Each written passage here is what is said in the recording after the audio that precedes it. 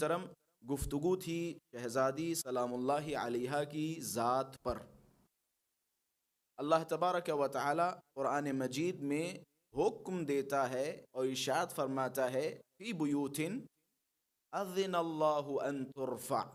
سارے گھر ایسے نہیں ہیں، بلکہ کچھ گھرانے ایسے ہیں کہ جن گھروں کی دیواروں کو بلند کرنے کی ہم نے اجازت دی۔ ظاہر سی بات ہے، قرآن کا صرف ایک معنی تو ہوتا نہیں ہے، ایک مصداق تو ہوتا نہیں ہے، کبھی کبھی ایک آیت کے 50 مصادیق ہوتے ہیں۔ جو بارز ترین مصداق تھا وہ میں نے آپ حضرات کی خدمت میں بیان کیا۔ بارز ترین مصداق یہ ہے کہ ہم نے کچھ گھروں کو، جو گھر اولیاء الہی کے ہیں، انہیں اجازت دی ہے کہ ان گھروں کی دیواروں کو بلند کیا جائے۔ یہاں پر دیواروں کا بلند کیا جانا ظاہری دیوار مراد نہیں ہے، مثال کے طور پہ بہترین سیمنٹ کے ذریعے اور بہترین اینٹوں کے ذریعے اونچی اونچی دیوار کر دی جائے، یہ مراد نہیں ہے، بلکہ ان کی فضیلتوں کو اور ان کے مرتبے کو اتنا بلند و بالا کرو، اتنا بیان کرو تاکہ کسی طرح کی کوئی نجاست و خباثت یا شک کی بیماری میں مبتلا انسان کسی نظر سے نہ دیکھ سکے۔ اتنا بلند و بالا کرو۔ یہ جو شکی مزاج افراد ہیں وہ اہل بیت اطہار کے فضائل و مناقب میں شک نہ کر سکے، اتنا بلند کرو۔ فی بیوت اذن اللہ ان ترفع ویذکر فیہا اسمہ، اللہ نے ان گھروں کو اجازت دی ہے کہ ان گھروں میں اللہ تبارک و تعالی کا ذکر ہو۔ یسبح له فیہا بالغدو والآصال، غدو کہتے ہیں صبح کو، آصال کہتے ہیں عصر کو، اور اللہ نے ان گھروں کو پرمیشن دی ہے، اور ان گھروں میں ایسا ہوتا ہے، کیسا ہوتا ہے؟ اللہ تبارک و تعالی کی صبح و شام تسبیح ہوتی رہتی ہے۔ بھائی اتنا تو ہمیں بھی پتہ ہے اور آپ کو بھی پتہ ہے، وہ تسبیح جو نمازوں میں آئی کہاں سے آئی؟ وہ انہی گھروں سے آئی ہے۔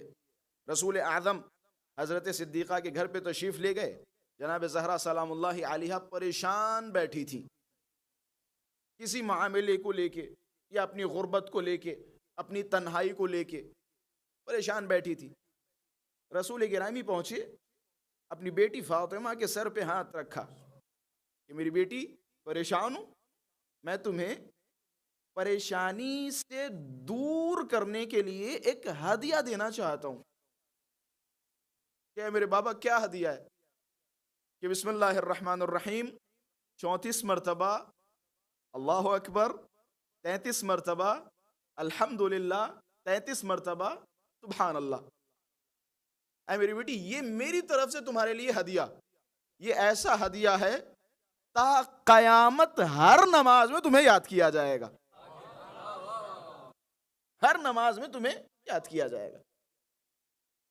جناب سیدہ سلام اللہ علیہا کے عمل کو اللہ نے اتنا پسند کیا، اہل بیت اطہار نے اتنا پسند کیا، روایات میں ہمارے یہاں موجود ہے کہ اگر کوئی انسان تسبیح فاطمہ نہ پڑھے تو اس کی دعائیں خدا تک نہیں پہنچتی۔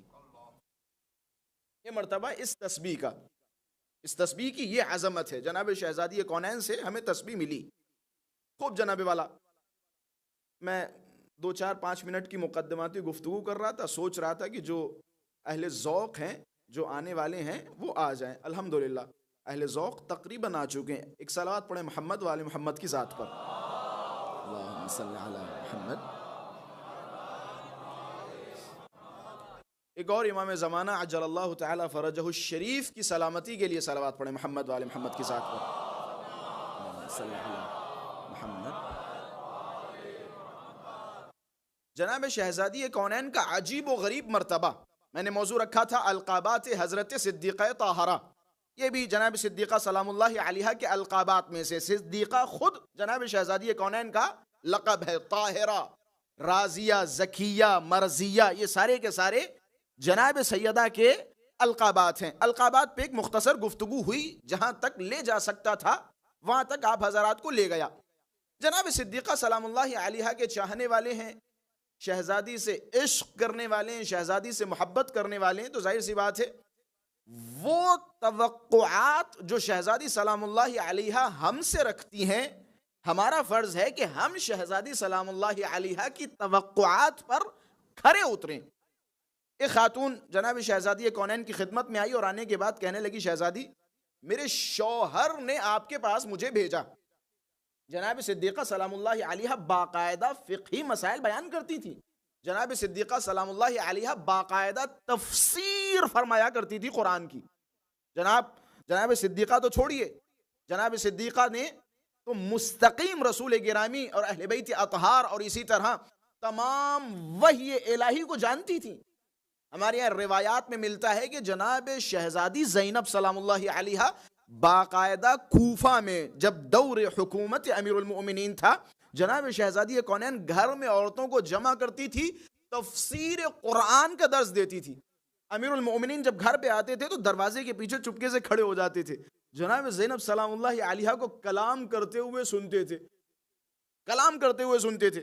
میں ہاتھوں کو جوڑوں گا، شاید علی یہ دیکھ رہے ہوں کہ کل جب میری بیٹی میرے لہجے میں خطبہ دے گی تو کیسا دے گی. علی ابن ابی طالب چپکے سے شہزادی کونین کی دختر جناب زینب علیہ مقام کے دروس سنا کرتے تھے. اب سوچیں جس کی بیٹی کا مرتبہ یہ ہو کہ ایک امام معصوم گواہی دے رہا ہو، انت بحمد اللہ عالمتون غیر معلمہ. اے شہزادی، اے میری پھوپھی زینب، آپ الحمدللہ ایک ایسی عالمہ ہیں جس نے علم کسی سے سیکھا نہیں. میں اگر اسی کو اصطلاحاً بیان کر دوں تو بڑا سخت و ناگوار ہو جائے گا. میں کہہ دوں جناب والا شہزادی کونین سلام اللہ علیہا کے پاس علم لدنی تھا. یہ علم لدنی نہیں تو کیا ہے؟ وَعَلَّمْنَاهُ مِن لَدُنَّا عِلْمًا. اللہ فرما رہا ہے نا، اور خضر کو ہم نے اپنی جانب سے علم دیا. جو علم مستقیم خدا کی جانب سے آئے اسے علم لدنی کہا جاتا ہے. امام گواہی دے رہے ہیں، انت بحمد اللہ، الحمدللہ. آپ ایک ایسی عالمہ ہیں جس کی کوئی معلمہ نہیں ہے. وَفَهْمَةٌ غَيْرُ مُفَاهَمَةٌ.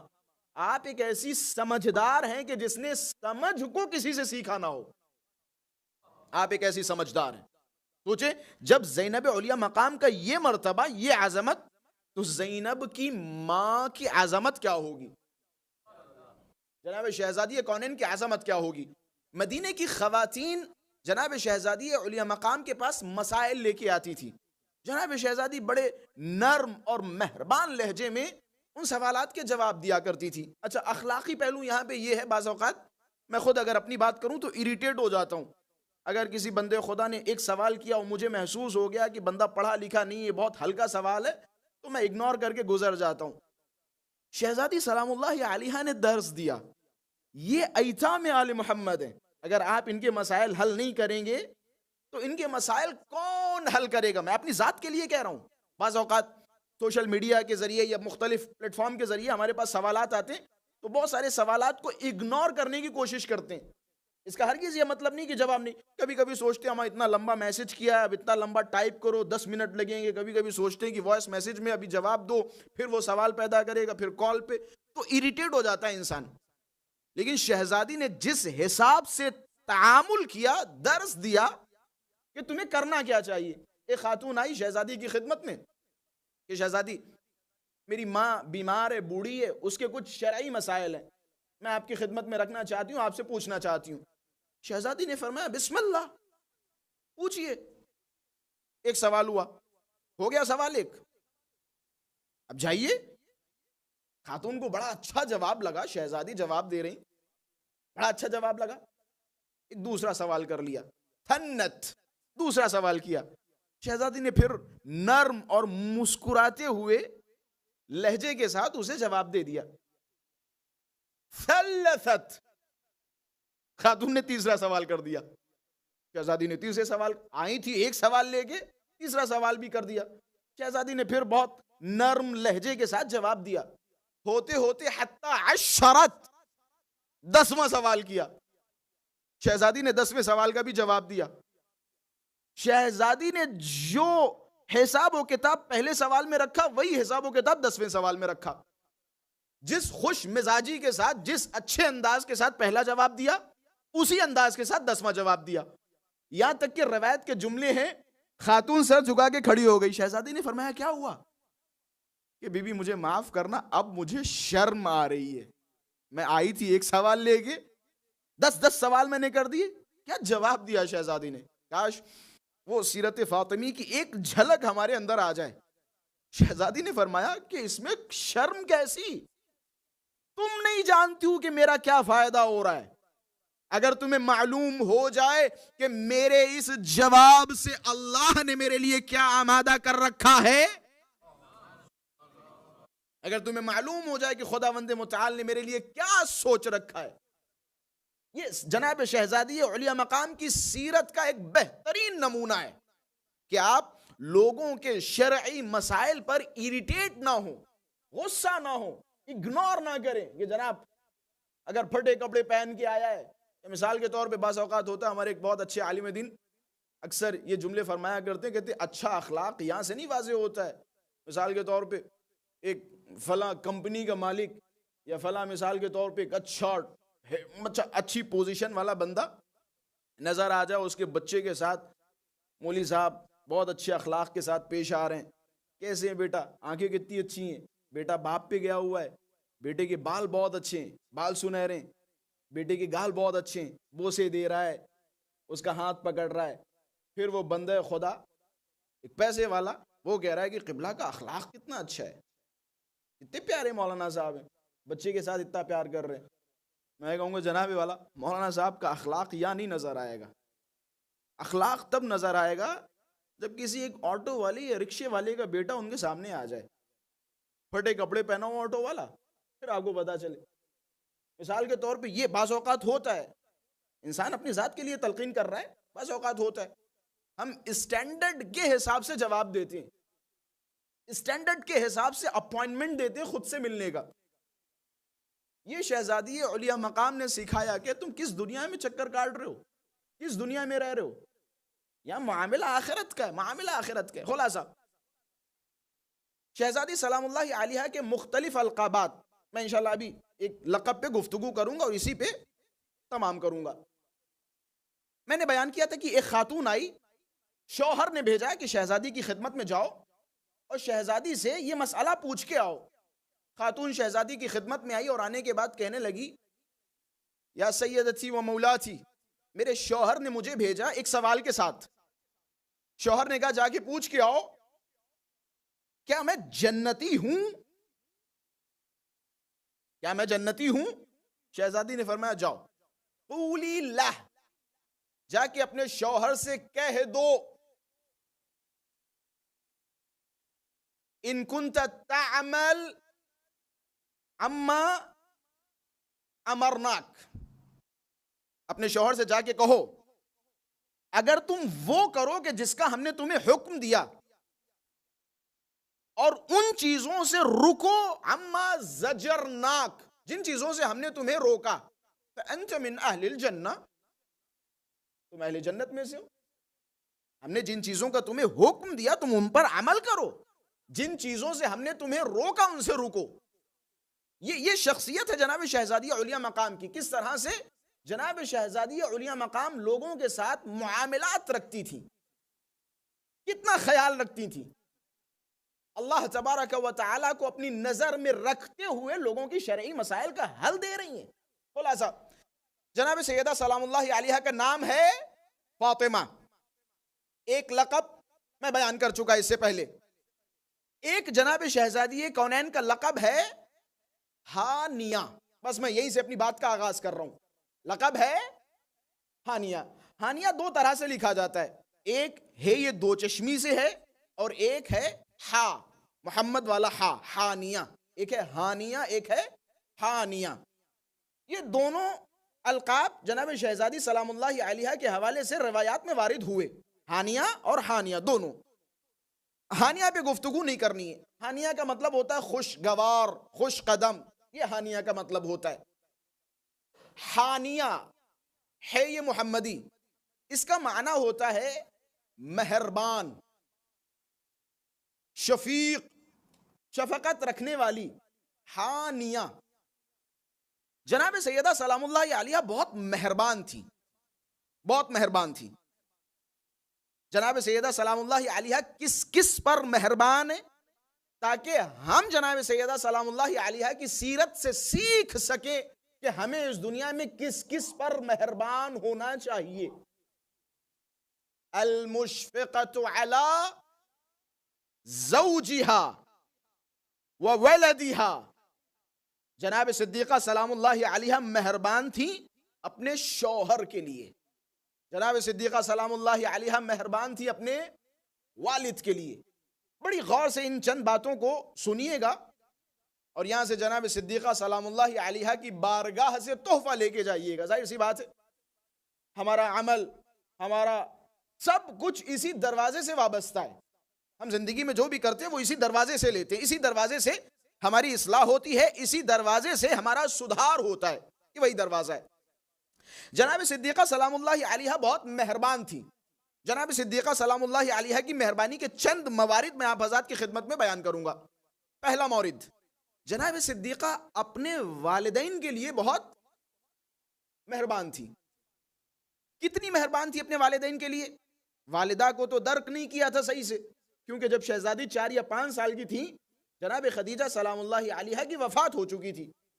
رسول گرامی کو جناب شہزادی کونین نے دیکھا، اچھی طرح درک کیا اور رسول گرامی کی خدمت کی۔ اپنے باپ کے لیے مہربان، مشفقہ۔ کیسی مہربان؟ رسول گرامی سجدے میں، ابو جہل ملعون رسول گرامی کے اوپر اونٹ کی اوجھڑی پھینک کے جا رہا ہے۔ رسول گھر پہ آئے، شہزادی کی جیسے ہی نظر پڑی نا اپنے باپ پہ، شہزادی زار و قطار رونے لگی، روتے روتے بابا کی طرف دوڑی، رسول گرامی کی زلفوں کو دھو رہی ہیں، رسول گرامی کے چہرے کو صاف کر رہی ہیں، رسول گرامی کے بدن کو صاف کر رہی ہیں۔ آپ نے دیکھا کس طرح سے ایک ماں ایک بچے کو صاف کرتی ہے، نہلاتی ہے، دھلاتی ہے۔ جناب شہزادی کونین اس طرح سے ٹریٹ کر رہی ہیں رسول گرامی کے ساتھ جیسے کوئی ماں اپنے بچے کا خیال کرتی ہو۔ اچھا، اتنی مہربانی، اتنی مہربانی، کس کے سامنے مہربانی؟ وَمَا أَرْسَلْنَاكَ إِلَّا رَحْمَةً لِلْعَالَمِينَ، رسول کے سامنے شہزادی آپ اپنا رحم و کرم دکھا رہی ہیں، اپنی شفقت دکھا رہی ہیں۔ اب دیکھیں رسول کی شفقت، فداها ابوہا، ادھر شہزادی صاف کر رہی ہے نا، تو ادھر رسول گرامی آنکھیں بھری ہوئی زہرا کی طرف دیکھ دیکھ کے فرما رہے، ارے بابا تجھ پہ فدا ہو زہرا، بابا کی جان قربان، بابا کی جان قربان ہو۔ فداها ابوہا انت ام ابیک، تم اپنی باپ کی ماں ہو، فاطمہ تم اپنے باپ کی ماں ہو۔ یہ شفقت تھی، یہ مہربانی تھی رسول گرامی کے ساتھ، اتنا خیال رسول گرامی کا۔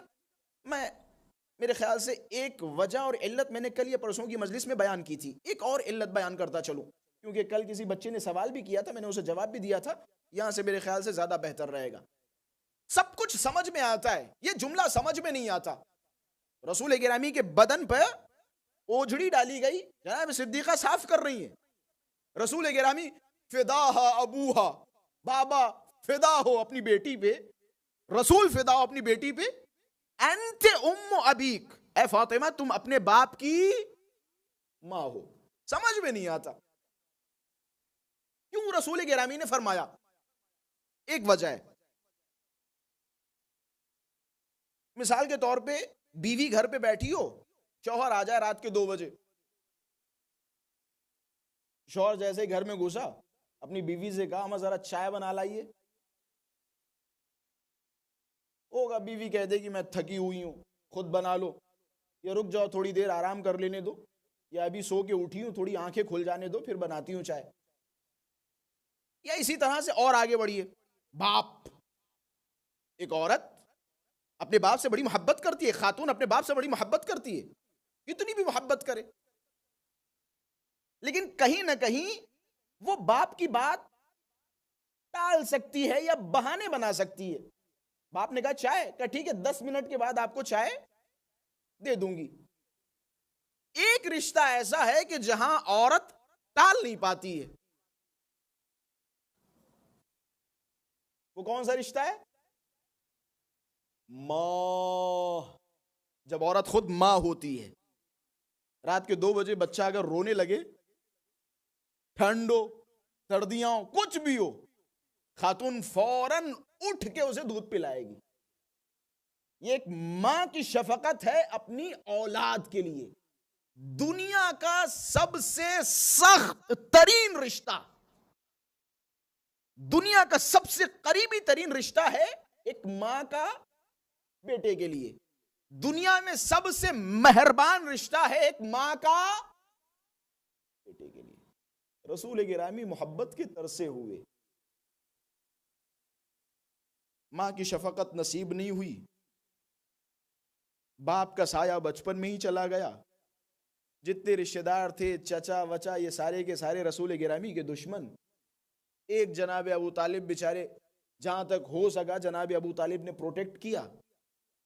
رسول خدا محبت کے بھوکے ٹوٹے، جب گھر پہ پہنچے اپنی بیٹی کو محبت کرتے ہوئے دیکھا، مہربانی کرتے ہوئے دیکھا، عجب نہیں رسول گرامی کو ماں کا پیار یاد آیا اور فرمایا تم جیسے میرا خیال کر رہی ہو نا، انت ام ابیک، تم ویسا خیال کر رہی ہو جیسے ایک ماں اپنے بچے کا خیال کرتی ہے. یہ خیال تھا. آج ہمارے معاشرے میں والدین کا احترام، والدین کی قدر ہماری ذمہ داریوں میں سے ایک ذمہ داری ہے. ہمارے معاشرے میں آپ جائیے دیکھیے، مثال کے طور پہ والد صاحب نے کیا کیا نہیں آپ کے ساتھ کیا. آپ ذرا سا سمجھدار ہوئے، اپنے قدموں پہ کھڑے ہوئے، تو وہ انسان کے جس کے سامنے آپ فقیر ہوا کرتے تھے، آج وہ کسی نہ کسی مجبوری اور علت سے آپ کے سامنے فقیر بن گیا. حدیث ہے، والد کو ایسے نہ کرنے دو. جب والدین کو کوئی ہدیہ بھی دو، پیسے بھی دو، تو اپنے ہاتھ پہ رکھ کے دو تاکہ باپ کا ہاتھ ایسا رہے، باپ کا ہاتھ تمہارے سامنے پھیلے نہیں. یہ ادب ہے، یہ احترام ہے. آپ اپنے والد کے لیے، والدین کے لیے کیا کر سکتے ہیں؟ جو والدین نے آپ کے ساتھ کر دیا اس کا صلہ کیا دے سکتے ہیں؟ مولانا وسیع حسن خان صاحب کسی ایک جگہ پہ فرما رہے تھے کہ اللہ کے صاحب، ایک باپ مزدور ہے، ادھر ادھر کام کر رہا ہے، پورا دن اس نے کام کیا، رات میں 2-4-5 روپے بچا کے گھر کی طرف نکلا. ان 2-4-5 روپے میں کچھ لے بھی نہیں سکتا، ایک چھوٹا سا آم لے لیا کہ چلو گھر میں ایک چھوٹا سا بچہ اسے کھلائیں گے. باپ گھر پہ آیا، اب آنے کے بعد اشتیاق دیکھے باپ کا، اپنی بیوی سے کہہ رہا ہے مثال کے طور پہ علی کہاں ہے، محمد کہاں ہے. دوڑتا ہوا گود میں لے لیا، بٹھایا، کچن سے پلیٹ لے کے آیا، چاقو لے کے آیا، آم کاٹے، ایک ایک پیس کاٹ کاٹ کے اپنے بچے کو کھلا رہا ہے. اور کھلاتے کھلاتے کہہ رہا دیکھ رہی ہو فلاں کی اماں کتنا بہترین آم کھا رہا ہے، یہ دیکھو یہ دیکھو، یہاں سے گر رہا ہے مثال کے طور پہ، کبھی ادھر پہنچ رہا ہے کبھی ادھر پہنچ رہا ہے. کھا وہ رہا ہے، مزے باپ کو آ رہے ہیں. کھا بچہ رہا ہے، مزے کس کو آ رہے ہیں؟ باپ کو آ رہے ہیں مزے. میں جوانوں سے مخاطب ہوں، باپ کھا رہا ہے لیکن لطف بچہ لے رہا ہے. بڑے ہو گئے آپ صاحب، امیر ہو گئے، دبئی شعبے میں رہنے لگے. اب آپ گاؤں پہنچے، راستے میں مثال کے طور پہ جی ویگن لے کے جا رہے ہیں گاؤں، راستے میں آم کا باغ دکھا، آپ نے 1 پیٹی 10 پیٹی، ہمیں کہا 20 پیٹی 40 پیٹی 50 پیٹی آم رکھ دیے کہ صاحب ہمارے ابا حضور کو آم بہت پسند ہے، ابا کے لیے 50 پیٹی، ہمیں 50,000 پیٹی آپ نے آم رکھ لیے، لے کے چل دیے، والد صاحب کی خدمت میں رکھ دیے. بسم اللہ والد صاحب خود بھی کھائیے اور اپنے گاؤں کے سارے دوستوں کو بلائیے، خوب مزے سے کھائیے. سوال، کہ آپ کی یہ 50 پیٹی باپ کے اس ایک آم کا مقابلہ کر سکتی ہے؟ کر سکتی ہے نہیں کر سکتی ہے؟ اگر نہیں کر سکتی ہے تو کیوں؟ جناب تم آم تو لے کے آ گئے لیکن باپ کا کلیجہ کہاں سے لاؤ گے؟ آم لے کے آ گئے، وہ باپ کا کلیجہ کہاں سے لے کے آؤ گے؟ وہ جو باپ کھلا تمہیں رہا تھا، مزے خود لے رہا تھا، لطف خود لے رہا تھا، وہ کلیجہ کہاں سے لے کے آؤ گے؟ اور یہ کوئی آسان بات نہیں، یہ حقیقت پہ مبنی بات ہے. یہ معاملہ ایسا ہے کہ جسے جناب علی اکبر کو بھی سمجھایا گیا. جب جناب علی اکبر کو امام حسین فرمایا کہ بیٹا جا رہے ہو لیکن مڑ مڑ کے دیکھتے رہنا، جناب علی اکبر نے سوال کیا کہ بابا آپ مجھے رخصت کر چکے، پیچھے پیچھے آنے کی کیا ضرورت؟ تو ایک جملہ صرف سمجھانے کے لیے کافی ہوگا. امام حسین نے اکبر کی طرف دیکھا کہ بیٹا اکبر، کاش تمہارا بھی اکبر جیسا بیٹا ہوتا. یہ باپ کا کلیجہ ہے، یہ باپ کا کلیجہ ہے. باپ کا کلیجہ کہاں سے لے کے آؤ؟ خوش قسمت ہے وہ افراد، خوش قسمت ہے وہ افراد جن کے والدین زندہ ہیں. اپنے والدین کے ہاتھوں کو چومو، ہاتھوں کو چومو، قدر کرو. ابھی کسی ہمارے عالم دین کے والد صاحب کا انتقال ہوا، تعزیت کے لیے میں نے کال کی، روتے ہوئے بس ایک جملہ کہا کہ جناب جب تک آپ کے والد صاحب ابا حضور زندہ ہیں قدر کر لو، زیادہ سے زیادہ وقت اپنے والدین کے پاس گزار لو. خدا کی قسم نعمت ہے، خدا کی قسم نعمت ہے.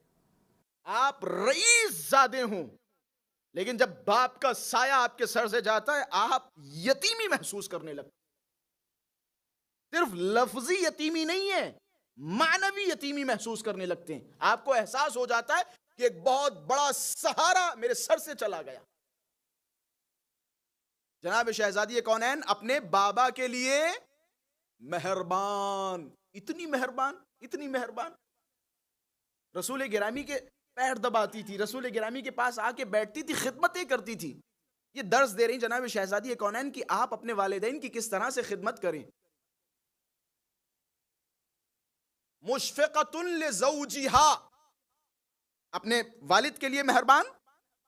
دوسری صفت مہربانی کی، جناب شہزادی کونین اپنے شوہر کے لیے مہربان تھی. میں ہاتھوں کو جوڑوں گا اور جہاں تک میری یہ باتیں پہنچ رہی ہیں بالخصوص خواتین سے بھی خطاب کر رہا ہوں. جناب شہزادی کونین، آپ کنیزان سیدہ زہرا ہے نا، آپ جناب شہزادی کونین کا ماتم کرنے والی ہیں، آپ جناب شہزادی کونین کو پرسہ دینے والی ہیں. ٹھیک ہے جناب، بسم اللہ. جناب شہزادی کونین کی مہربانی کی دوسری صفت کیا ہے؟ مشفقۃ لزوجہا. جناب شہزادی کونین اپنے شوہر کے لیے بہت مہربان تھی. کتنی سختیوں میں زندگی بسر کی، علی سے شکایت نہیں کی، گھر میں کھانے کو نہیں ہے شکایت نہیں کی، ٹھیک ٹھاک ڈھنگ کا گھر بھی نہیں تھا امیر المومنین کا، شکایت نہیں کی. ہمارے یہاں دیکھیے ذرا سا مثال کے طور پہ 10 دن واشنگ مشین نہ آئے تو ہماری زوجات، میں سب کی باتیں نہیں کر رہا ہوں، مائکے چلی جاتی ہیں کہ جناب جب واشنگ مشین آئے گی فار ایگزامپل تب ہم آئیں گے، ہاتھ سے ہم سے کپڑے دھلے نہیں جاتے. مشفقۃ لزوجہا، اپنے شوہر کے لیے مہربان تھی جناب شہزادی کونین. پوری زندگی پریشانی میں گزاری لیکن کبھی علی کو محسوس نہیں ہونے دیا، علی کو شرمندہ نہیں ہونے دیا، علی کو یہ احساس نہیں ہونے دیا کہ علی تم غریب ہو، علی کو احساس نہیں ہونے دیا کہ علی تمہارے پاس کچھ نہیں ہے، علی کو یہ احساس نہیں ہونے دیا کہ علی میرے بچوں نے کھانا نہیں کھایا، علی کو نہیں احساس ہونے دیا. ابو ذر ایک دن رسول گرامی کی بارگاہ میں کہ یا رسول اللہ یہ کیا حالات ہیں گھر کے، آپ دیکھتے کیوں نہیں، دیکھیے. ابو ذر جا کے، ابو ذر سے برداشت نہیں ہو رہا، چاہنے والے کہ مولا مجھ سے برداشت نہیں ہو رہا، دیکھیے چل کے علی کے گھر کے حالات کیسے ہیں. رسول گرامی جب گئے نا، رسول گرامی نے دیکھا، رسول گرامی رونے لگے.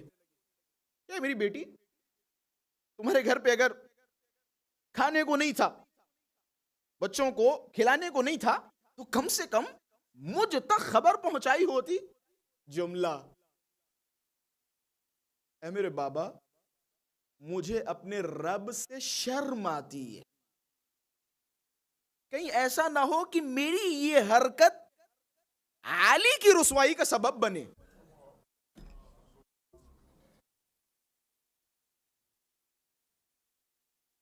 میں سلیوشن بیسڈ باتیں کرنے کا عادی ہوں, پرابلم بیسڈ باتیں کرنے کا عادی نہیں ہوں.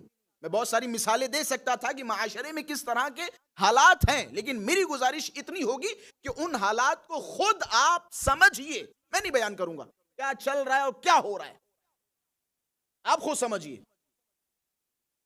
کہ میں نہیں چاہتی کہ میرا شوہر حتیٰ خود میرے والد کی نگاہ میں, حالانکہ کسی طرح کی کوئی رسوائی نہیں, لیکن جہاں بھی شہزادی کونین کی فکر دیکھیں, آج کے زمانے کے حساب سے سوچئے, آج ہمارے معاشرے میں کتنی ایسی عورتیں جو اپنے شوہر کے پاس سے جانے کے بعد خود اپنے والدین کے سامنے اپنے شوہر کی برائیاں کرنے لگتی ہیں.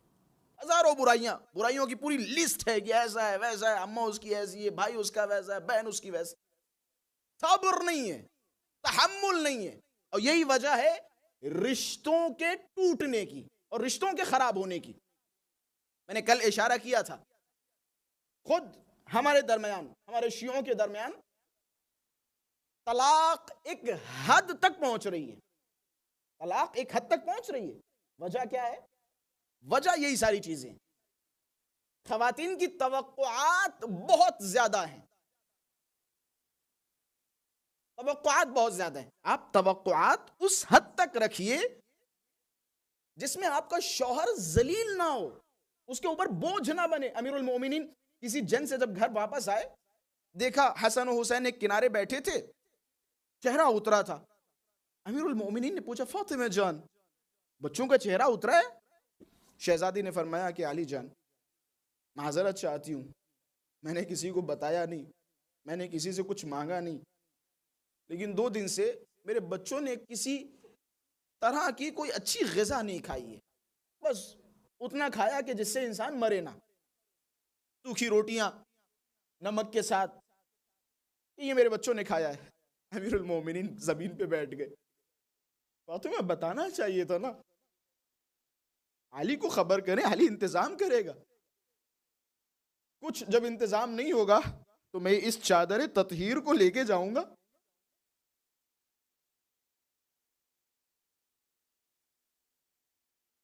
مشفقۃ لزوجہا, اپنے شوہر کے لیے مہربان, شوہر کے لیے مہربان. میں نے کل اشارہ کیا تھا, یہ اس مجلس کا پیغام ہے تمام ان بہنوں کے لیے جو میری باتوں کو سن رہی ہیں. جناب شہزادی کونین جب بستر مریضی پہ تھی نا, امیر المؤمنین جناب شہزادی کونین کے پاس پہنچے. شہزادی نے امیر المؤمنین کا ہاتھ اس طرح پکڑا, فاطمہ وصیتیں فرماؤ کہ علی جان میں 3 چیزوں کی تمہیں ضمانت دینا چاہتی ہوں. پہلی, یا علی پوری عمر میں نے تم سے جھوٹ نہیں بولا, پوری عمر جھوٹ نہیں بولا. ولا خائنہ, پوری عمر میں نے تمہارے ساتھ خیانت نہیں کی. تیسرا, ولا خالفتک منذ عشرتنی, علی جب سے میں تمہارے پاس آئی ہوں نا, جب سے میں تمہارے رشتے میں آئی ہوں نا, تب سے لے کر آج تک علی میں نے تمہاری کوئی مخالفت نہیں کی ہے, مخالفت نہیں کی ہے. کبھی جھوٹ نہیں بولا اپنے شوہر کے سامنے, کبھی جھوٹ نہیں بولا, کبھی خیانت نہیں کی, کبھی خیانت نہیں کی, کبھی مخالفت نہیں کی. ہمارے یہاں ذرا ذرا سی باتوں پہ رشتے ٹوٹتے ہیں. حیف ہے حیف. میں ابھی ایک انگریزی ملک میں تھا 1 ہفتہ پہلے, ایک رشتہ ٹوٹا صرف اس وجہ سے کہ شوہر کی ڈیمانڈ ہے کہ وہ کسی عربی ملک میں رہنا چاہتا ہے بچوں کی پرورش کے لیے, خاتون کی ڈیمانڈ نہیں. یہ ہمارے لیے بیسٹ ہے. یہاں پہ وومنز رائٹس بہت زیادہ ہیں. چھوٹی سی وجہ, روز محشر آپ کو کھڑا ہو کے جواب دینا پڑے گا. شوہر اگر آپ سے کہہ رہا ہے کہ جناب ہمیں ہجرت کرنی ہے, تو آپ کا فرض ہے کہ آپ ہجرت کریں, آپ ہجرت کریں. یہ جناب صدیقہ کی ضمانت تھی, علی جب سے میں تمہارے پاس آئی ہوں نا, مخالفت نہیں کی میں نے, کبھی علی کی بات کو ٹالا نہیں، علی کی بات کو ٹالا نہیں. ہمارے یہاں خواتین کے مسائل خیانتیں، جھوٹ، فریب کس حد تک بڑھتا جا رہا ہے. خاص کر کے یہ جو نسل جدید آ رہی ہے، نسل قدیم اور نسل جدید میں فاصلہ بہت زیادہ ہوتا چلا جا رہا ہے. اللہ نسل جدید کو نسل قدیم سے ملحق فرمائے، ان کے اثرات، ان کا مزاج، ان کا کردار نسل قدیم میں پہنچائے. سوشل میڈیا رشتوں کے توڑنے کے ایک بہت بڑا سبب ہے. جس طرح سے رشتے آپس میں ڈسٹرب ہو رہے ہیں، اس میں ایک وجہ سوشل میڈیا پہ روابط. میں نے ان 3 چیزوں کی ضمانت بیان کی. میں نہیں چاہتا کہ ان میں کھل کے بعض باتیں آپ حضرات کی خدمت میں بیان کروں. میں اس طرح کی باتیں زیادہ کرنے کا عادی نہیں ہوں، کیونکہ ہمیں ایک طرف سے ہائی کمانڈ سے ہمیں یہ حکم دیا جاتا ہے کہ افشاء منکر نہ کرو، قوم کے عیوب بیان نہ کرو. ہمارے بعض اوقات بعض علماء مثال کے طور پہ ممبر پہ بیٹھنے کے بعد 1 گھنٹہ پرابلم بیسڈ گفتگو، مثال کے طور پہ کراچی میں یہ ہو رہا ہے، فلاں جگہ یہ ہو رہا ہے، وہاں یہ ہو رہا ہے، یہ وہاں ہو رہا ہے، کالج میں یہ ہو رہا ہے، اسکولز میں یہ ہو رہا ہے، گھروں میں یہ ہو رہا ہے. پرابلم بیسڈ گفتگو. پرابلم بیسڈ گفتگو کا اثر نہیں ہوتا. اسے کہا جاتا ہے افشاء منکر. ایک برائی کو عام کیا جا رہا ہے، یہ برائی کو عام کرنا ہے. مثال کے طور پہ جب میں پرابلمز بیان کر رہا ہوں نا کہ طلاقیں اتنی ہو رہی، یہ اتنا ہو رہا ہے، وہ اتنا ہو رہا ہے، تو 2 4 5 جو شریف بیٹھے ہوئے وہ کہہ رہے اچھا اس کا مطلب اگر ہم سے بھی چیز ہو جائے تو نارمل ہے، بیکاز سب یہی کر رہے ہیں. یہ افشاء منکر کا ایک برا اثر. لہذا سلیوشن بیسڈ طریقے سے معارف اہل بیت پہنچایا جائے. سلیوشن بیسڈ طریقہ جو تھا وہ میں نے آپ حضرات کی خدمت میں بیان کیا. شہزادی نے ضمانت دی علی کو، میں نے کبھی جھوٹ نہیں بولا، کبھی خیانت نہیں کی، کبھی مخالفت نہیں کی. اب آپ خود سمجھئے جناب زہرا سلام اللہ علیہا نے کتنی بڑی ضمانت علی ابن ابی طالب کو دی تھی، کتنی بڑی ضمانت. جگہ جگہ امیر المؤمنین کا خیال کرنا. میں اکثر یہ جملہ کہتا رہتا ہوں، علی خود مشکل کشا ہیں، علی خود مشکل کشا ہیں. جو مشکل کشا کی مشکل کشائی کرے اسے زہرا کہا جاتا ہے. دلیل تو سامنے ہے نا. جو مشکل کشا کی مشکل کشا، ساری کائنات کا مشکل کشا علی ابن ابی طالب. بعد رسول جب علی نے مشکل محسوس کی نا تو شہزادی نے اپنے آپ کو علی کا سپر بنا دیا، اپنے آپ کو سپر بنایا. وگرنہ دق الباب ہوا، جاتا کون ہے دروازے پہ؟ مرد جاتا ہے نا. یہ معاملہ کچھ اور تھا، معاملہ کچھ اور تھا. علی کی مشکل کو آسان کرنا ہے نا، علی کی مشکل کو آسان کرنا ہے. اتنی مہربان علی ابن ابی طالب کے لیے، اتنی مہربان. علی جب جنگوں سے آتے تھے نا، علی ابن ابی طالب کے مرہم پٹی کرنا اور اتنا خیال رکھنا کہ علی ابن ابی طالب زہرا کے خیال سے روتے تھے. بعض اوقات جب امیر المؤمنین کے سر پہ زخم ہوتا تھا یا کہیں زخم لگا ہوتا تھا تو علی گھر نہیں جاتے تھے، کہتے تھے نہیں پہلے یہ ٹھیک ہو جائے یا اس کے اوپر مرہم پٹی ہو جائے پھر میں گھر پہ جاؤں گی. کیونکہ زہرا اتنی مہربان ہے، زہرا پریشان ہو جائے گی، زہرا بے چین ہو جائیں گی. تیسرا مشفقۃ لاولادہا. عدالت ضروری ہے، عدالت ضروری ہے. اگر جناب صدیقہ سلام اللہ علیہا مہربان تھیں تو سب کے لیے مہربان تھی. جس کا جو حق تھا زہرا نے اس کا وہ حق دیا. شوہر کے بھی حقوق ایک عورت کی گردن پہ واجب ہوتے ہیں، والدین کے بھی حقوق واجب ہوتے ہیں. ایسا نہیں مثال کے طور پہ لڑکی گھر سے ودا ہو کے اپنے شوہر کے گھر چلی گئی تو والدین نعوذ باللہ مر گئے، ختم ہو گئے، اب والدین سے ہمیں کوئی مطلب نہیں. ایسا ہرگز نہیں. جناب صدیقہ سلام اللہ علیہا علی کے گھر پہ ہیں، لیکن جنگ خندق میں جب رسول گرامی خندق کھود رہے ہیں، جناب زہرا سلام اللہ علیہا کے خود بچے ہیں، لیکن ہاتھوں میں روٹی لے کے خندق کے پاس پہنچی دھوپ میں. رسول گرامی کی خدمت میں روٹی رکھی، رسول نے جیسے روٹیاں دیکھی نا رسول مسکرانے لگے. کہ میری بیٹی زہرا 2 دن سے میں نے کچھ نہیں کھایا. رے کے آگے روٹی 2 دن سے میں نے کچھ نہیں کھایا. حالات تو پتا تھے. رسول گرامی نے جب حالات پوچھے تو جناب سیدہ نے فرمایا کہ بابا یہ میں نے اپنے بیٹوں کے لیے بنائی تھی, روٹیاں بیٹوں کے لیے بنائی, لیکن باپ کا اتنا خیال. مائیں بہنیں یہ ہرگز تصور نہ کریں کہ جناب آپ اپنے باپ کے گھر سے آ چکی ہیں تو آپ پر اب والدین کی کوئی ذمہ داری نہیں. آپ تو باپ کے جگر کا ٹکڑا ہوتی ہیں, باپ کی شان ہوتی ہیں. باپ کو کیسے آپ فراموش کر سکتی ہیں؟ شوہر کی وجہ سے آپ باپ کو نہیں چھوڑ سکتی ہیں, ماں کو نہیں چھوڑ سکتی ہیں, یا ماں یا باپ کی وجہ سے شوہر کے حق میں ناانصافی نہیں کر سکتی ہیں. ہر چیز کو اس کی جگہ پہ رکھو, ہر چیز کو اس کی جگہ پہ رکھو. مشفقۃ لاولادھا, زہرا اپنے بچوں کے لیے مہربان تھی. کیسی مہربان؟ حسن و حسین کو ہاتھوں پہ لیتی تھی جناب سیدہ, جھولا جھلاتی تھی, کبھی اوپر کی طرف ایسے اٹھا اٹھا کے قصیدے پڑھتی تھی. اشبہ اباک یا حسن, اے میرے بیٹے, اے میرے بچے, حسن کی طرح بنو, حسن کی طرح بنو, حسن کی طرح شجاع, اپنے بابا علی کی طرح شجاع بنو, بہادر بنو. شعر پڑھا کرتی تھی, کھلایا کرتی تھی اپنے بیٹوں کو. ایک دن رسول گرامی یہ دیکھیں اپنے بچوں کے لیے کتنی مہربان تھی. والدین کی ذمہ داری, ہر چیز کے لیے آپ اپنے برنامے میں ٹائم نکالیے. ہمارے یہاں ہوتا کیا ہے, افراط و تفریط بہت زیادہ ہے. جاب کر رہے ہیں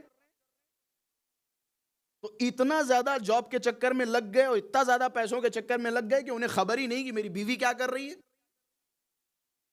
میرے بچے کیا کر رہے ہیں, میرے والدین کی کیا حالت ہے. مہینے میں مثال کے طور پہ ایک پیکٹ آپ نے بھیج دیا پیسوں کا اور بڑے ترم خواہ بنے پھر رہے ہو, 20,000 بھیج دیے, 50,000 بھیج دیے, ذمہ داریاں ادا ہو گئیں. جناب بیٹوں کی ذمہ داری یہ نہیں ہے کہ آپ انہیں پاکٹ منی بھیج دیں. ذمہ داری یہ نہیں کہ آپ نے انہیں ایک آئی فون 17 لوا دیا, بس فری آف مائنڈ ہو گیا, آپ بیٹھ جائیں, ہو گیا والد صاحب کا وہ بڑپن ادا. مشفقۃ لاولادھا, مائیں ان باتوں کو سنیں. جن کے گھروں میں بچے ہیں, آپ کو جاب چھوڑنی ہے, چھوڑو. کس کیریئر کو بنانے میں لگی ہوئی ہیں. بچوں کو خیال کریں, اپنے بچوں کی پرورش کریں, بچوں کی پرورش کریں. ماں کی ذمہ داریوں میں سے ایک ذمہ داری ہے کہ وہ اپنی اولاد کی تربیت کرے. بچہ ماں سے مانوس ہوتا ہے. رسول گرامی جب گھر پہ آئے نا, کیا دیکھا, جناب صدیقہ سلام اللہ علیہ بیٹھی, ایک ہاتھ میں حسن ہے, دوسرے ہاتھ سے چکی چلا رہی ہیں, سامنے قرآن رکھی تلاوت فرما رہی ہیں.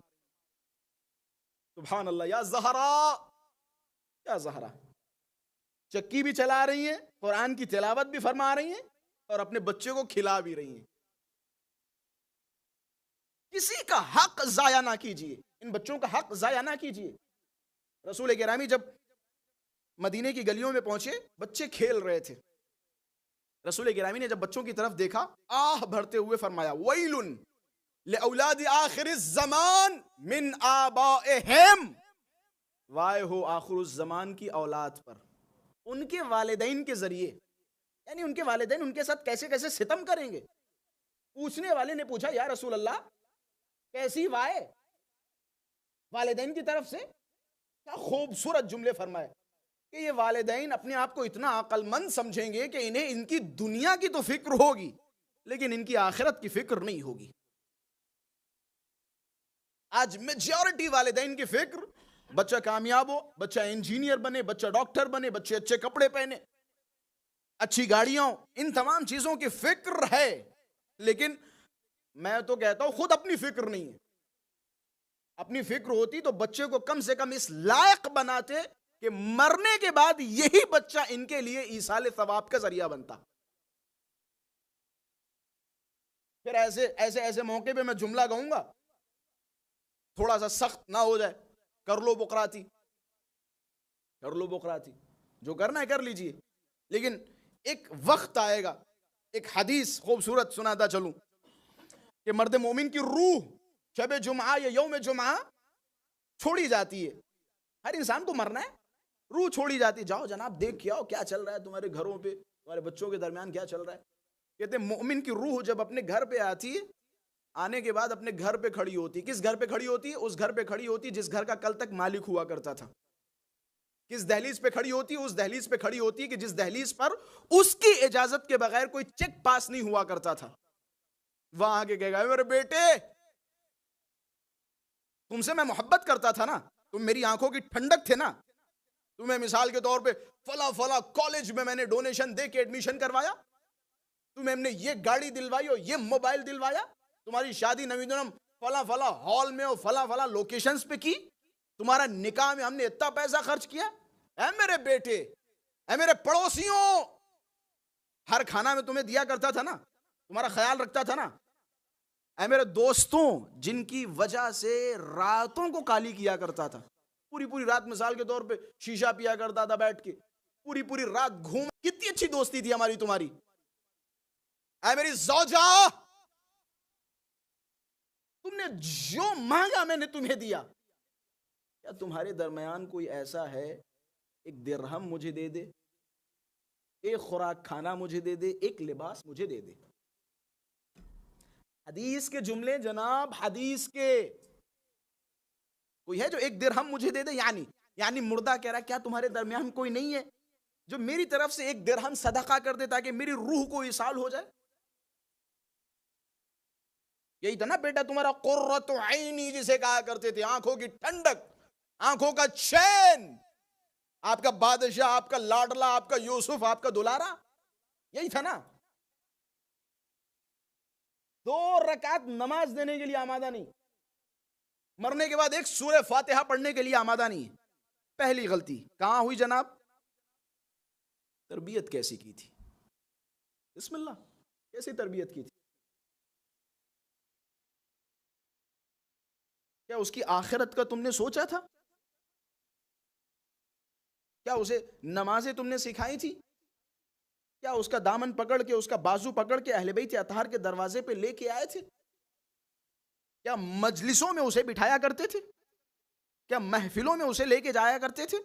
جناب شہزادی کونین بچوں کے لیے اتنی مہربان, حسن و حسین کو جیسے ہی رسول گرامی کے درس شروع ہوا کرتے تھے, مسائل شروع ہوا کرتے تھے, خطبات شروع ہوا کرتے تھے, دونوں کو تیار کر کے بھیجتی تھی بچپن سے, جاؤ سنو جا کے, تاکہ بچے کا ذہن تیز ہو, حافظہ تیز ہو. میں نہیں کہتا کہ آپ لوگ نہیں کرتے ہیں, لیکن دنیاوی امور میں کرتے ہیں, مذہبی امور میں حوصلہ نہیں ہوتا. اللہ کا شکر ہے یہاں بہت سارے ماشاءاللہ سے بچے نظر آ رہے ہیں, وگرنہ ہم نے دنیا کے مختلف علاقوں کو دیکھا, مختلف جگہوں کو دیکھا جہاں نظریں میری تلاش کرتی تھی کاش ایک جوان چہرہ مل جائے. میں نے مغربی ممالک میں بہت پڑھا, میں نے دیکھا بعض جگہوں پہ ایسا احساس ہوتا تھا کاش ایک جوان چہرہ مل جائے. کیوں؟ کیونکہ تربیت نہیں ہو پائی. شہزادی اپنے بچوں کے لیے مہربان تھی. شہزادی اپنے بچوں کا خیال رکھتی تھی, اپنے بچوں کے لیے شفیق تھی, شفیق, اتنی مہربانی. چوتھا, بس میں باتیں بہت ساری ہیں لیکن میں جلدی باتوں کو ختم کر رہا ہوں, ایک اور مورد پھر انشاءاللہ ہفتے مصائب. شہزادی پڑوسیوں کے لیے مہربان تھی. کتنی مہربان؟ اسماء بنت عمیس فرماتی ہیں میں نے دیکھا جناب شہزادی کونین جب دعا فرماتی تھی نا, پہلے پڑوسیوں کے لیے دعا کرتی تھی, بعد میں گھر والوں کے لیے دعا.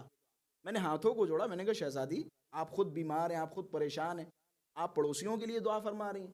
شہزادی نے فرمایا کہ اسماء الجار ثم الدار, پہلے پڑوسیوں کے لیے پھر گھر والوں کے لیے.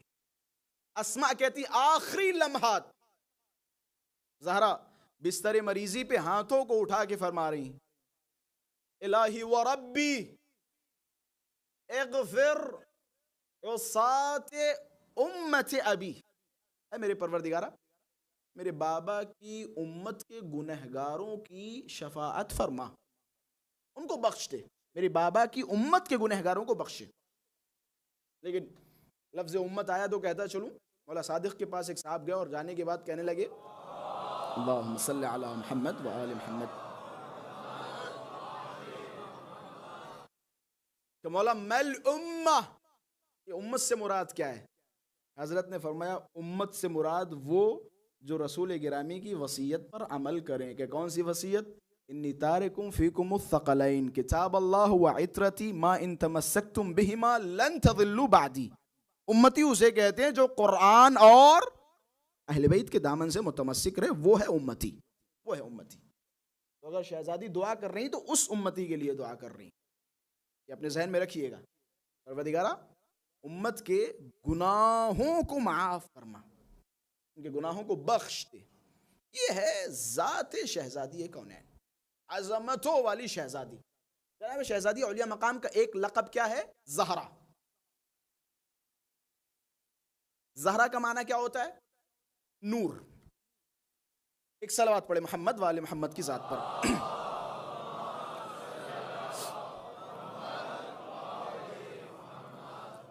یہ جو ہماری گفتگو ہوئی یہ لفظ ہانیہ پہ گفتگو ہوئی. ایک لفظ مشہور و معروف، میرے خیال سے اس پہ دو چار باتیں ہو جائے تو بات یہاں پہ مکمل ہو جائے. آخری مجلس ہے ماشاءاللہ سے، آپ لوگوں نے کا شکریہ بھی ادا کرنا ہے. بہترین سماعتیں اور بہترین طریقے سے آپ لوگوں نے گریہ کیا، بہترین طریقے سے پرسہ دیا. اللہ آپ سب کے پرسے کو قبول فرمائے اور ہم سب کی توفیقات خیر میں مزید اضافہ فرمائے. ایک اور صلوات پڑھے مل جل کے محمد والے محمد کی ذات پر. اللہم صلی اللہ علیہ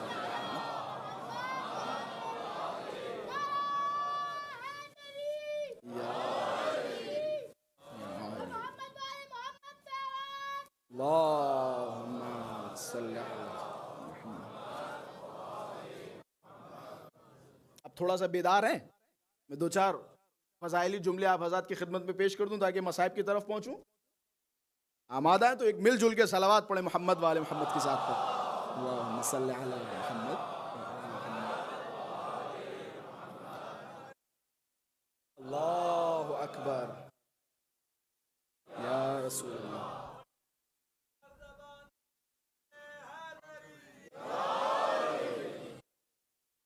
شہزادی کا ایک لقب تھا ہانیہ، یعنی مہربان، شفقت والی بی بی، مہربانی پیش کرنے والی یا مہربانی کرنے والی بی بی. شہزادی کا ایک لقب ہے زہرا. زہرا کہا جاتا ہے نور کو. نور کسے کہتے ہیں؟ ظاہر لنفس و مظہر لغیرہ. نور یا روشنی کسے کہا جاتا ہے؟ روشنی اسے کہا جاتا ہے جو اپنے لیے روشن ہو اور اپنی روشنی سے دوسروں کو روشن کرے. کاش باتوں تک پہنچ جائے. خود بھی روشن ہو اور اپنے وجود سے دوسروں کو روشن کرے. اچھا یہاں پہ جب بات آئی تو مجھے ام المؤمنین بی بی عائشہ کی وہ روایت یاد آ گئی.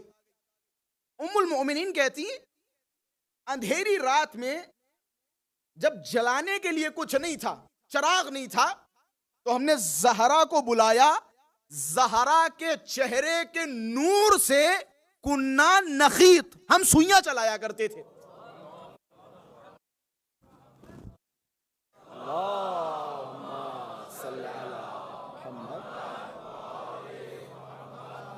جناب زہرا کے چہرے کے نور سے ہم سوئیاں چلایا کرتے تھے.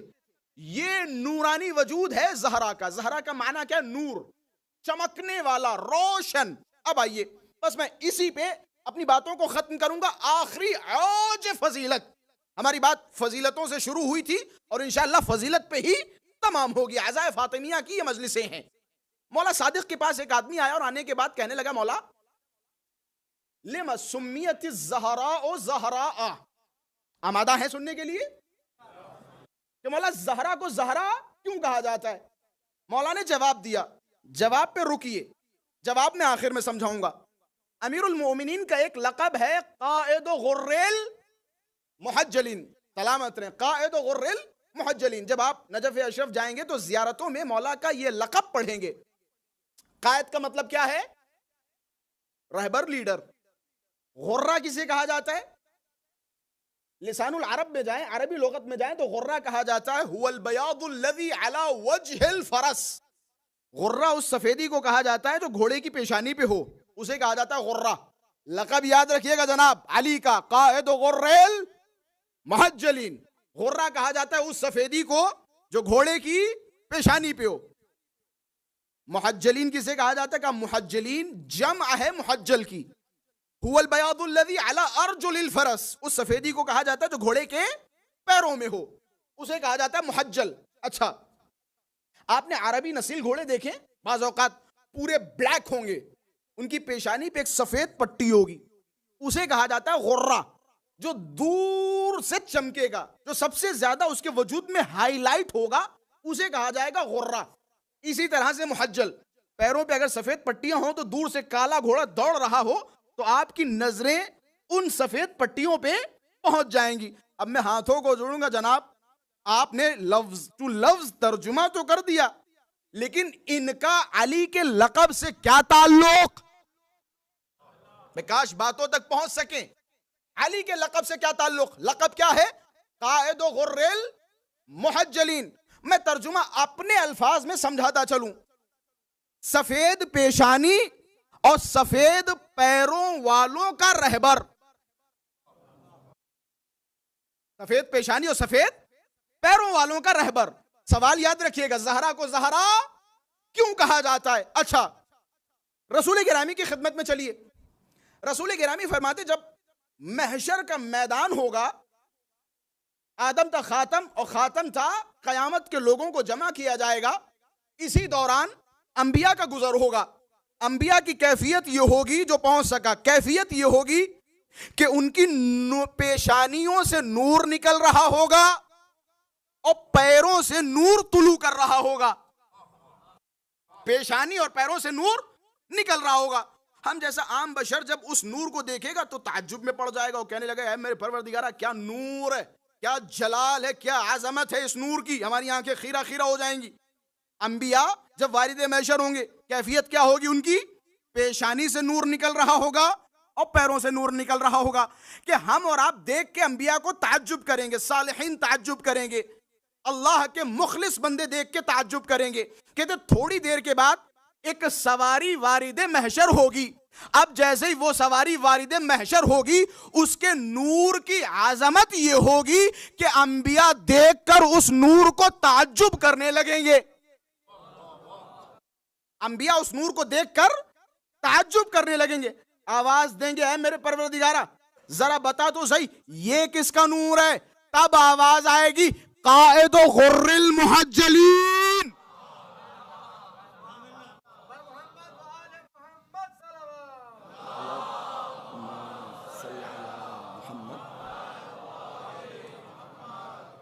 یہ سفید پیشانی اور سفید پیروں والوں کے قائد ہیں، یعنی انبیاء کے رہبر و لیڈر ہیں، علی ابن ابی طالب ہیں. بات یہاں تک پہنچ گئی نا؟ اب آپ کہیں گے جناب کتنی بے ربطی بحث ہو رہی ہے. بے ربط بالکل نہیں ہے، ربط دیکھیے جناب والا. سوال پہ آئیے، زہرا کو زہرا کیوں کہا جاتا ہے؟ اب مولا کا جواب سنیے. مولا نے فرمایا لِأَنَّهَا تَظْهَرُ نُورُ وَجْهِهَا لِعَلِي، کیونکہ زہرا کے چہرے کا نور دن میں 3 مرتبہ علی پہ ظاہر ہوتا ہے. علی جب زہرا کے چہرے کے نور کو دیکھتے ہیں تو تعجب کرنے لگتے ہیں، زہرا کا طواف کرنے لگتے ہیں. اب جملہ مجھے کہنے دیجئے، جس کے نور کو دیکھ کر ہم اور آپ تعجب کریں اسے انبیاء کہا جاتا ہے، جس کے نور کو دیکھ کر انبیاء تعجب کریں اسے علی کہا جاتا ہے، اور جس کے نور کو دیکھ کر علی تعجب کرے اسے زہرا.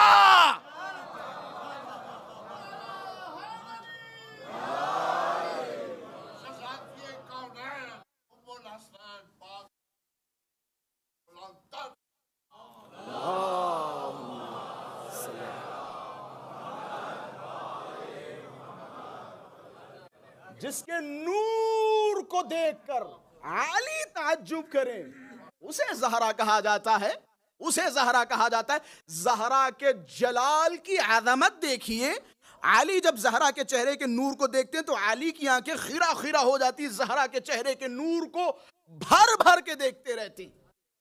یہ جلال عظمت جناب صدیقہ. ابن عباس ایک روایت نقل کرتے ہیں، فرماتے ہیں، کہتے اہل بہشت اہل جنت جب جنت میں پہنچیں گے نا، یہ ابن عباس سے روایت ہے، اہل جنت جب جنت میں پہنچیں گے تو اچانک وہاں ایک روشنی دیکھیں گے، سوال کریں گے اے میرے پروردگارہ انک قد قلت فی کتابک المنزل علی نبیک المرسل لا یرون فیہ شمسا ولا زمہریرا. اے میرے اللہ، اے میرے پروردگارہ، تو اپنی قرآن میں بیان کر چکا وہ قرآن جو رسول مرسل پہ نازل ہوئی، وہاں تو سورج وورج ہوگا نہیں. یہ ایک چمک دیکھیں گے جنت میں، ایک نور دیکھیں گے جنت میں. تو جنتی کہیں گے اے میرے پروردگارہ تو اپنی قرآن میں بتا چکا ہے جنت میں تو سورج ہی نہیں ہوگا، پھر یہ نور کیسا، پھر یہ چمک کیسی، پھر یہ روشنی کیسی. آواز آئے گی، گھبراؤ نہیں. لیس ھذا نور الشمس، یہ سورج کی روشنی نہیں ہے. ولا نور القمر، یہ کسی چاند کی روشنی نہیں ہے. بلکہ فاطمہ اور علی ایک باغ میں بیٹھے تھے، کسی بات پر تعجب کیا، دونوں مسکرائے. مسکراہٹ کا نور اتنا زیادہ ہے کہ پوری جنت روشن ہو گئی. تبسم فاطمہ ہے، تبسم فاطمہ ہے. یہ معنی ہے زہرا کا، یہ معنی ہے زہرا کا. زہرا یعنی نور، عظمت والی بی بی. اللہ تبارک و تعالیٰ نے انہی کے نور سے ملائکہ کی زندگی سے اندھیرے کو دور کیا تھا. روایت مفصل، یہ خود ایک مفصل بحث ہے. خلاصہ اس عظمتوں والی شہزادی کی عظمت کا اندازہ لگائیں، پھر آپ دیکھیں کہ اسی شہزادی کو اسی مدینے میں، کہ جس مدینے میں رسول گرامی بیٹی کا ہاتھ پکڑتے تھے اور ہاتھ پکڑنے کے بعد کہا کرتے تھے ایھا الناس اعرفوها هذه ابنتی فاطمہ، اے لوگوں اسے پہچان لو، یہ میری بیٹی فاطمہ ہے. حدیث ہے، روایت ہے، کہتے رسول گرامی اپنی وفات سے پہلے، اپنی شہادت سے پہلے ہمیشہ در سیدہ پہ آتے تھے، کھڑے ہوتے تھے، السلام علیک یا اہل بیت النبوہ، سلام کیا کرتے تھے. کوئی تو حکمت ہوگی. کہتے ایک حکمت یہ تھی کہ رسول کھڑے ہو کے تیز تیز سلام کرتے تھے تاکہ کچھ لوگوں کے کانوں تک آواز پہنچ جائے، تاکہ وہ جسارت نہ کر سکیں، بے احترامی نہ کر سکیں، گستاخی نہ کر سکیں. یہ عظمتوں والی شہزادی ہے، عظمتوں والی شہزادی. ما زالت بعد ابیہا معصبۃ الراس ناحلۃ الجسم. تم نے مارا کیوں شہزادی کو؟ شہزادی تو خود اپنے بابا کے غم میں اس دنیا سے چلی جاتی. کہتے بابا کے بعد شہزادی ہمیشہ سر پہ اس طرح رومال باندھا کرتی تھی. انسان سر پہ رومال کب باندھتا ہے؟ جب اس کے سر میں درد ہوتا ہے. ما زالت بعد ابیہا معصبۃ الراس، ہمیشہ سر پہ رومال باندھا کرتی تھی. ناحلۃ الجسم، میں اس کا ترجمہ جیسا چاہو ویسا نہیں کر سکتا، لیکن سمجھا ضرور سکتا ہوں. ایک انسان ٹھیک ٹھاک ہو، ہٹا کتلا ہو، لیکن کچھ پریشانیوں کی وجہ سے یا کچھ بیماریوں کی وجہ سے دن بدن اس کے بدن کا گوشت کم ہوتا چلا جائے، اسے کہا جاتا ہے ناحلہ. ناحلۃ الجسم، کہ شہزادی کا جسم بہت پتلا ہو چکا تھا، بدن میں ہڈیاں تھی، گوشت کم ہو گیا تھا. محترقۃ القلب، شہزادی کا دل جلا ہوا تھا، دل غمگین تھا. ایک جملہ، باکیۃ العین، جب جب شہزادی بیٹھتی تھی نا روتی رہتی تھی، مسلسل روتی رہتی تھی اپنے بابا کے فراق میں. راوی کہتا ہے یغشا ساعۃ بعد ساعہ، اتنا روتی تھی کہ بیٹھتی تھی روتے روتے غش آ جاتا تھا.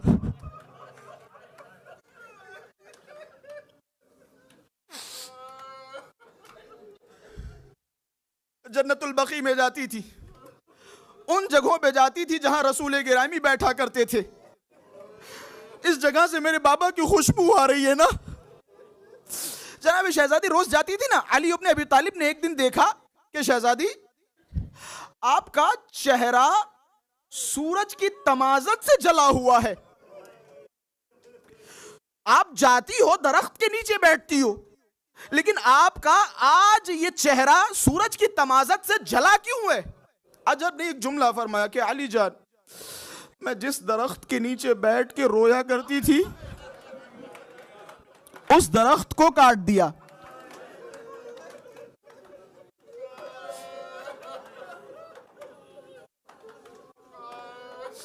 میں مصائب نہیں پڑھوں گا, صرف احساس کراؤں گا, ایک احساس دلاؤں. اسی ملک میں لوگ آپ سے بات کرنا چھوڑ دیں, آپ سے بات کرنا چھوڑ دیں, کوئی آپ کو سلام نہ کرے, کوئی آپ کے سلام کا جواب نہ دے, کوئی آپ سے آپ کا حال نہ پوچھے. مجھے بتائیے, آپ بتائیے, زندگی گزار سکتے ہیں؟ اب ذرا سوچئے, جب علی و زہرا گھر پہ بیٹھتے تھے نا, علی جان پتہ نہیں کیا ہو گیا, یہ لوگ مجھے سلام نہیں کرتے. بی بی آپ کو سلام نہیں کرتے, علی کے سلام کا جواب نہیں دیتے.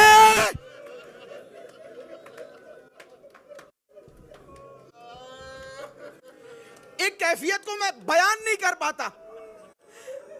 یجیبون باللیل ویقعدون عن نصرتنا بالنہار. راتوں میں شہزادی جاتی تھی نا, تم آؤ گے نا گواہی دینے کے لیے, تم آؤ گے, تم نے دیکھا تھا نا میرے بابا نے فرمایا تھا من کنت مولاہ فہذا علی مولا. تم گواہی دو گے آ کے نا. جی شہزادی ہم یقین دلاتے, ہم گواہی دیں گے. صبح کا سورج نمودار ہوا, شہزادی بیٹھی انتظار کر رہی. علی جان گھبرانا نہیں, آج تو مدینے والے آئیں گے, انہوں نے رات ہم سے وعدہ کیا ہے, آپ گھبرائے نہیں. کہتے علی و زہرا گھر پہ بیٹھتے تھے, جب کچھ دیر ہو گئی لوگ نہ آئے, میں کاش بیان کر سکوں. زہرا آگے بڑھی, علی کو کلیجے سے لگایا, اتنا روئی دونوں پہ غشتاری ہو گیا.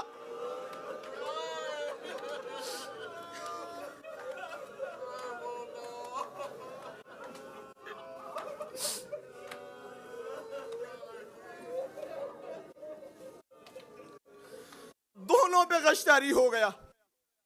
اب یہ شکایت, اس سے بڑی کیا شکایت ہو سکتی ہے؟ علی فاطمہ سے کہو یا دن میں رویا کرے یا رات میں رویا کرے.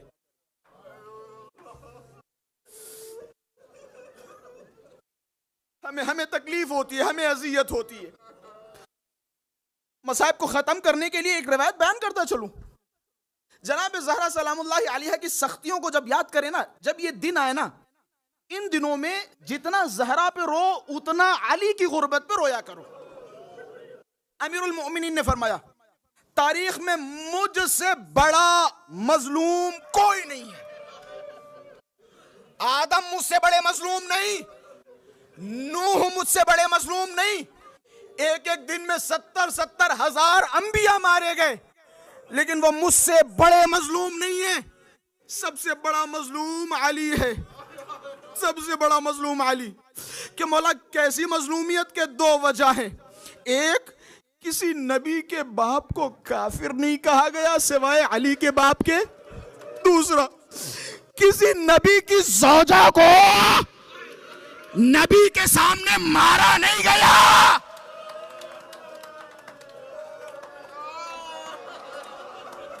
سوائے علی کی زوجہ کے.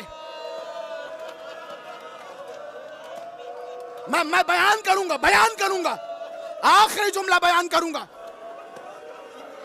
شہزادی کی مصیبتوں میں سے ایک مصیبت جس مصیبت پہ اہل بیت کی تمام شخصیات نے گریہ کیا. آپ کو پتا مصیبت کیا ہے؟ کہ کسی کوچہ میں جب شہزادی آ رہی تھی نا, امام حسن نے دیکھا تھا. امام حسن اس گلی میں نہیں جاتے تھے, امام نہیں جاتے تھے.